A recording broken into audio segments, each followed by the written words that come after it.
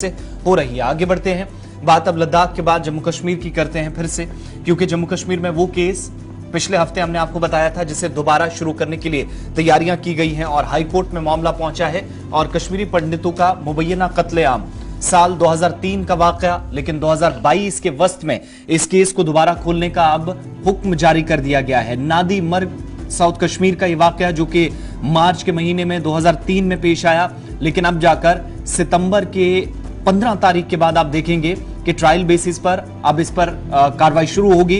अदालत के अंदर इस केस की समाअत की जाएगी और चूंकि सरकार की तरफ से भी ये कोशिश की जा रही थी इस केस को दोबारा खोला जाए और मुलव्विसिन के खिलाफ कार्रवाई हो।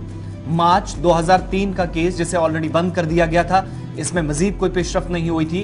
तकरीबन 15 से 18 वर्षों के बाद जम्मू कश्मीर और लद्दाख जो कॉमन हाई कोर्ट है वहां पर मामला पहुंचा है और अपने वकील के जरिए जो हुकूमत की तरफ से भी दलाइल रखे गए, जिसके बाद हाई कोर्ट की खुसूसी बेंच की तरफ से यह फैसला लिया गया है और हुक्म जारी कर दिया गया है कि इस केस पर अब ट्रायल बुनियादों पर 15 तारीख के बाद यानी इसी महीने जिसकी शुरुआत आज सितंबर की हो चुकी है, रोजाना बुनियादों पर समाअत होगी ट्रायल बेसिस पर 15 तारीख के बाद। 24 कश्मीरी पंडितों को लश्कर तैयबा के मिलिटेंटों की तरफ से निशाना बनाया गया था और मार्च 23 सन 2003 था। उसके बाद एफआईआर हुई।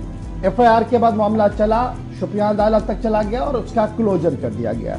अब जम्मू कश्मीर इंतजामिया ने जम्मू कश्मीर लद्दाख हाई कोर्ट के अंदर पिटीशन किया, फाइल किया और ये कहा कि जनाब ये जो अदालत का पुराना ऑर्डर है इसको सस्पेंड करके इसमें इन्वेस्टिगेशन हो जी, क्योंकि मामला बड़ा संगीन है। 23 तारीख का 2003 का जहां पर कश्मीरी पंडितों को मारा गया था। अब कितने कश्मीरी पंडित वहां मारे गए थे, किस तरीके से मारे गए थे, वो दर्दनाक कहानी है जो कई बार आप सुन चुके हैं।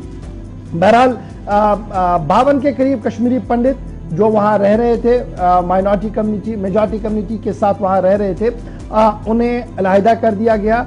उनमें 11 मर्द 11 खवातीन और 2 बच्चे जो थे वो खुदकार हथियारों का इस्तेमाल उस वक्त मिलिटेंटों ने किया और उन्हें मार डाला। उसके बाद हंगामा बहुत ज्यादा हुआ, एसआईटीज बनाई गई, एफआईआर हुई, कुछ लोगों के मारे जाने की भी खबर आई मिलिटेंट्स के। बहरहाल अब यह मामला जो है वो दोबारा जब कोर्ट के सामने आया तो जस्टिस संजीव दर साहब ने तकरीबन 35 मिनट तक सरकार का पूरा आर्गुमेंट सुना और दीगर डॉक्यूमेंट्स देखे, जिसके बाद जस्टिस संजीव दर साहब ने यह फैसला सुनाया कि इस मामले की समाअत अब होगी।